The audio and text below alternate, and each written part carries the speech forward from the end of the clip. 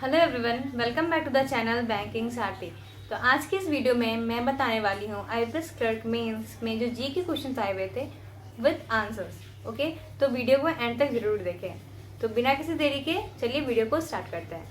सबसे first question जो मैं बात करूँ, the large hadron corridor is the world largest and highest energy particle corridor, where is it located. इसकी location पूछी गई थी, तो इसका करंट आंसर क्या होगा? Switzerland.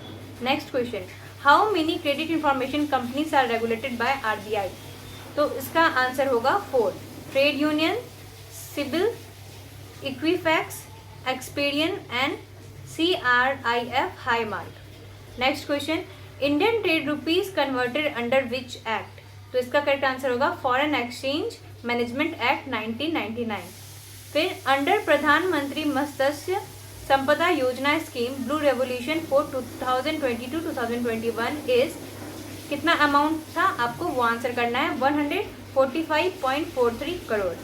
What is the which of the following is the major card payment network in India. तो इसमें कुछ ऑप्शन दिए गए थे और ऑप्शन का कॉम्बिनेशन दिया गया था। तो इसमें वीज़ा, मास्टर कार्ड, फिर रेजर पे, ये सब तरह के दिए गए थे। तो यही आपका उसमें से हमें करेक्ट वाला चुनना था। ठीक है, फिर और बाकी के क्वेश्चंस की मैं बात करूं तो questions, which bank hold 30% stake in yes bank. तो इसका आंसर होगा SBI। फिर नेक्स्ट क्वेश्चन, PM स्वनिधि के बारे में पूछा गया था, किसका डेट कब तक के लिए एक्सटेंड कर दिया गया है, दिसंबर 2024। फिर G20 समिट में किसने पार्टिसिपेट किया था, ऐसे कुछ क्वेश्चन था G20 के बारे में, जिसका करेक्ट आंसर होगा सेप्रा, SHER, सेडपा। Okay, then next question, week magazine के बारे में पूछा गया था कि वीक मैगजीन किसके द्वारा पब्लिश की जाती है। तो इसका करेक्ट आंसर आप लोग बताइए कमेंट में। मैंने अभी तो यहाँ पे नहीं लिखा हुआ और मैंने एग्जाम में भी इसका आंसर नहीं किया था। ठीक है, नेक्स्ट क्वेश्चन, रेड लिस्ट और इंडेंजर्ड स्पीसीज के बारे में पूछा गया था, उसका करेक्ट आंसर क्या होगा, IUCN। फिर इंटरनेशनल डे ऑफ डेमोक्रेसी पूछी गई थी, 15 सितंबर is the correct answer. Then large stressed asset की जो कंपनी है वो कौन सी होगी, NARCL। फिर 48th G7 समिट कहाँ हुई थी, तो वो लोकेशन हो जाएगी जर्मनी। फिर Shinzo Abe first time prime minister of Japan कब बने थे, उसका आंसर होगा 2006। फिर अर्बन पॉपुलेशन कौन से ईयर तक 675 मिलियन हो जाएगी इंडिया की, तो उसका आंसर क्या होगा, 2035।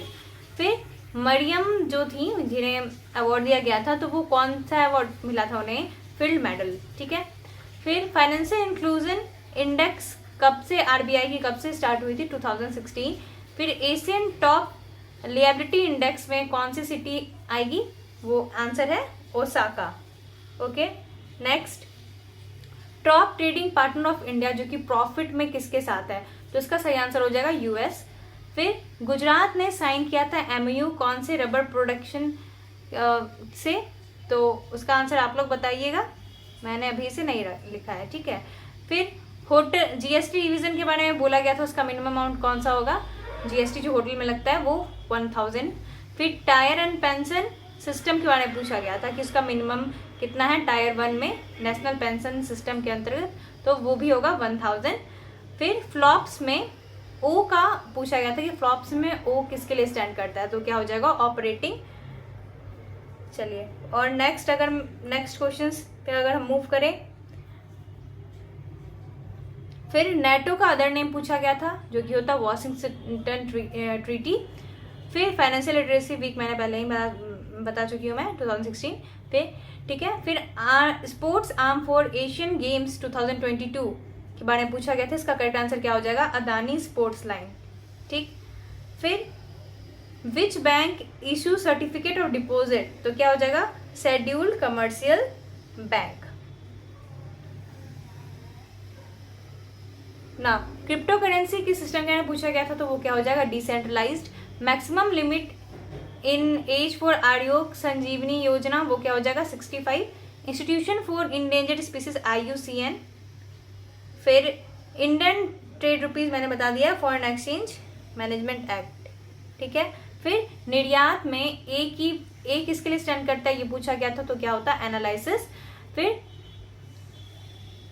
फिर कौन सा स्मॉल स्मॉल स्कीम के अंडर नहीं आता है, स्मॉल सेविंग स्कीम के अंदर नहीं आता, तो ये क्वेश्चन था, तो उसमें आंसर क्या होता? पीएम व्यय वंदना योजना।